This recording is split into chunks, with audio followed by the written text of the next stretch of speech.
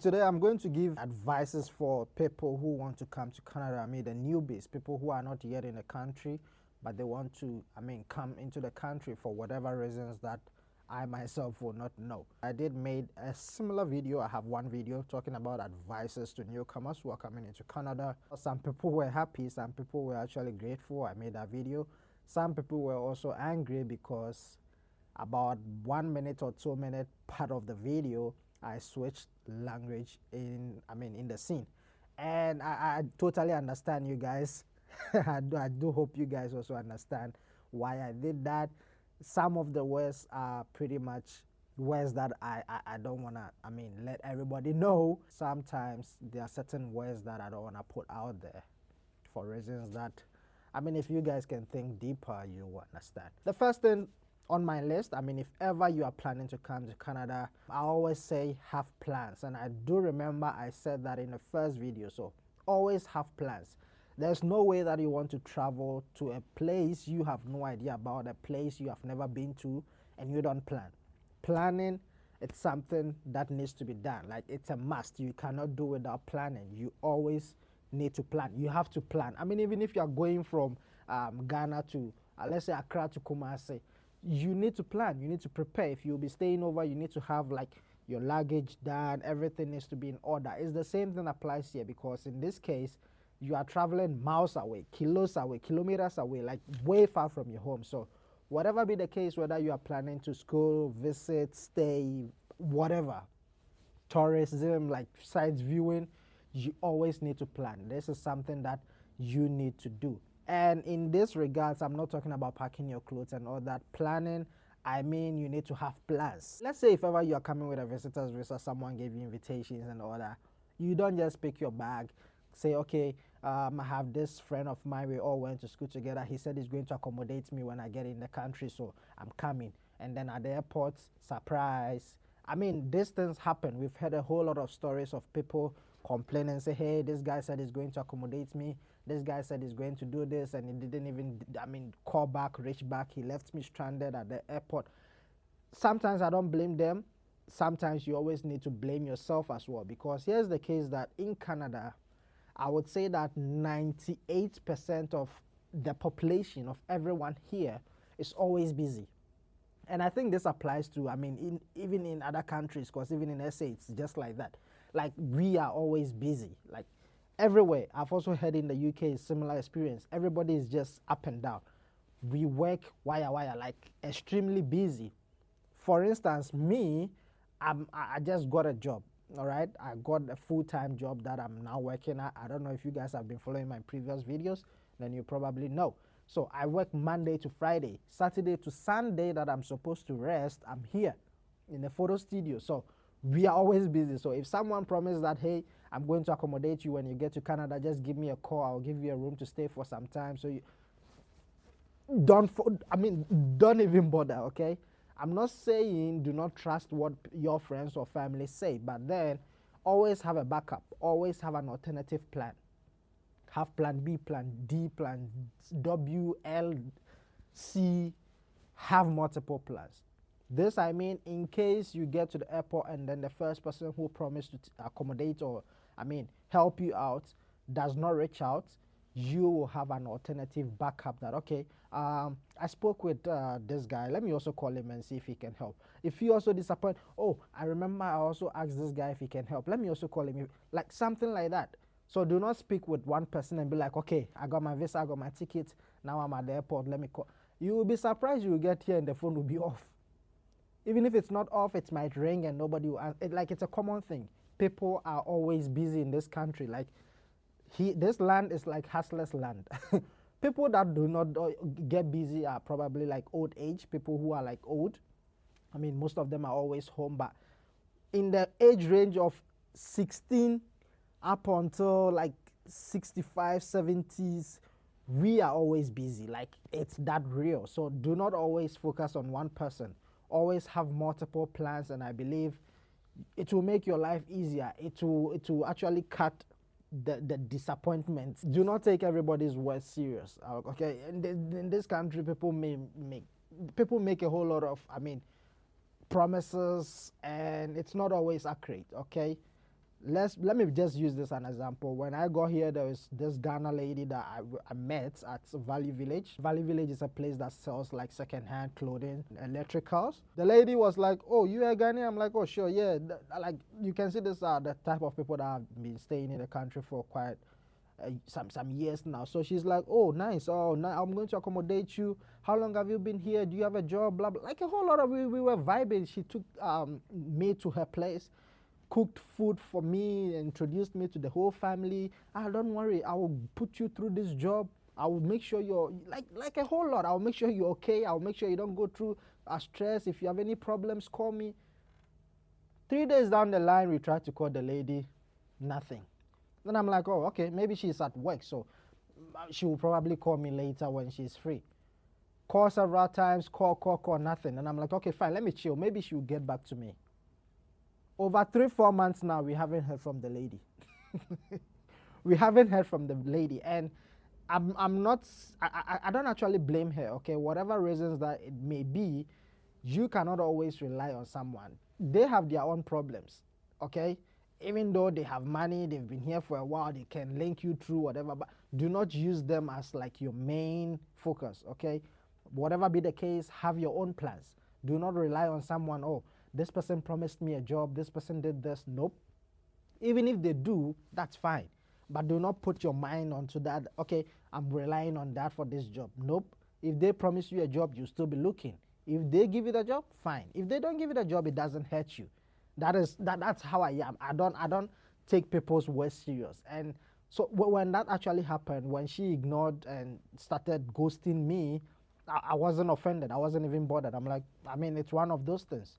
And it's not like she is sick or dead or something, because she came in the store with like her brothers and siblings and all that. I communicate with them. I ask, oh, how is your sister, cousin, whatever doing? She's fine. Oh, how is she doing? Oh, she's sleeping. How is she doing? Oh, she's at work. I'm like, okay, then I guess there's nothing for me to worry about. So disappointment in this country, it's a big thing, okay? It's not a new thing. It's everywhere. It's in South Africa. I've been in South Africa, faced thousands of disappointments. That's why I'm saying I'm used to all these things. Like, it doesn't bother me. If you help me, fine. If you don't help me, I'm in my lane, okay? So the next one, which is the third one that I'm going to list here, is have some sort of skilled job. And this only applies to people who are having the intentions of living in this country permanently or for some time. People who come with PR, people who come with whatever that allows them to stay. Always have some sort of skills, okay? Having skills in Sanwejuma, like having something that you do, really makes things easy when you get in the country. Okay, let's see how. All right, it's a sensor, so it just goes off and I need to. So have some sort of skills, okay? Do not come all the way from your country knowing nothing.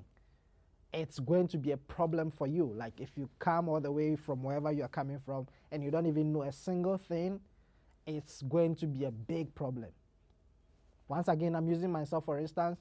In South Africa, where I lived, I developed a lot of skills. So getting here, I don't even feel like I'm in another country. It feels like I'm still in SA, because I've implemented all the knowledge, the skills, everything is just adapted here. So I don't see like the difference. So in SA, I was a mechanic where I used to like strip car parts, sell parts of cars in my own junkyard and all that. When I came here, I got a BMW job, which I worked for a few moments and stopped. I quit. I also got a job as a fabricator, which I quit. There are tons of jobs that I can't even recall everything. My father used to own, my dad had multiple salons in South Africa, so it gave me the opportunity to like learn how to cut.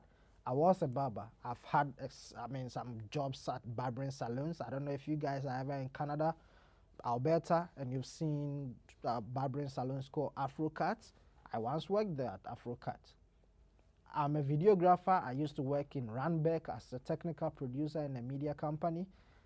Now I'm here. I'm working for an aircraft company as a videographer. So all the skills that I've obtained helped me. It's helping. So right now, there's no way that I can sit home for a month or two without having something to do.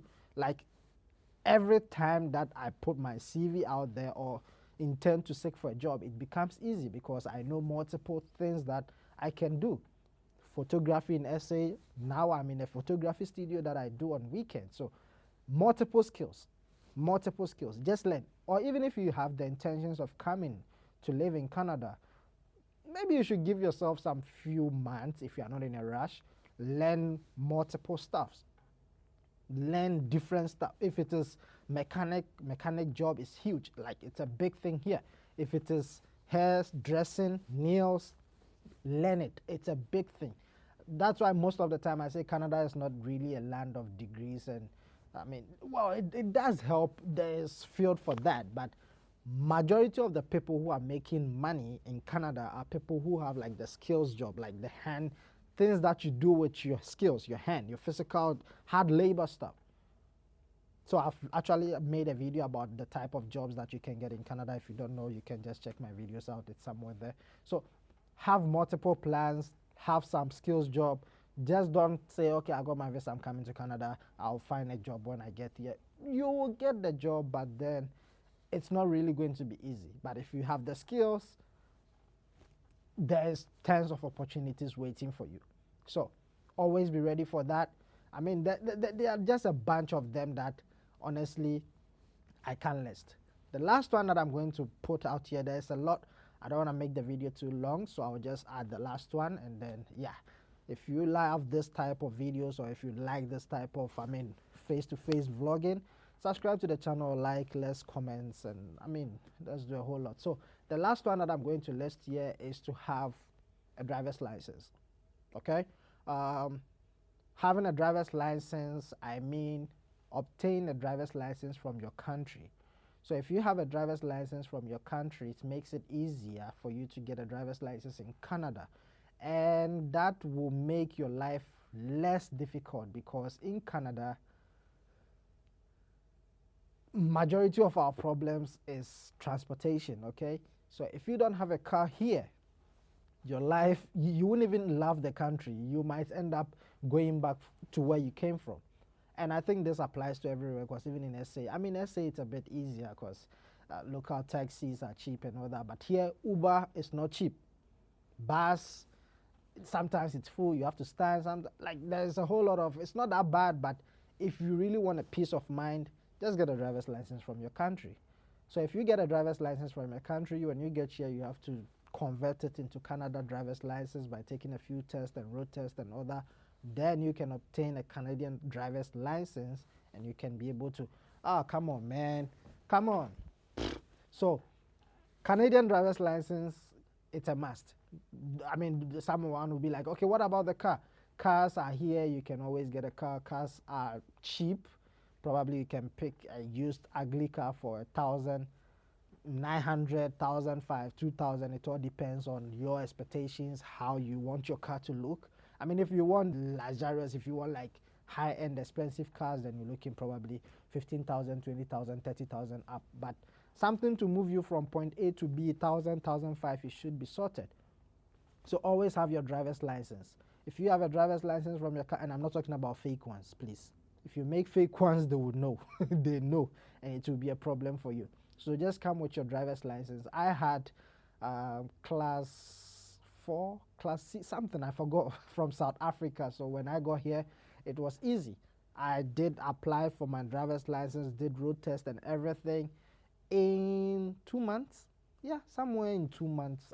It was very quick because I knew the procedures. I knew what to do from point A to, so it wasn't really of a hard time. Okay, so always have your driver's license from home.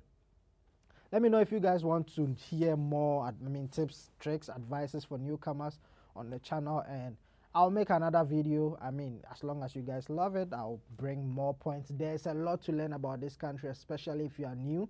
So let me know if you guys want to know more, if you guys want to learn more. Hit on the subscribe button, like this video as well, and I might come with, I mean, part 3, part 4, part 5, I don't know, we do it like Chiwa movie. So guys, thank you very much for coming. If you are new on the channel, yeah, I'm looking fresh today, right? Yeah, I had a haircut. Anyway, guys, I guess I'll see you guys in the next one. Sorry for the inconvenience. This light is just crazy. Thanks for coming. Peace.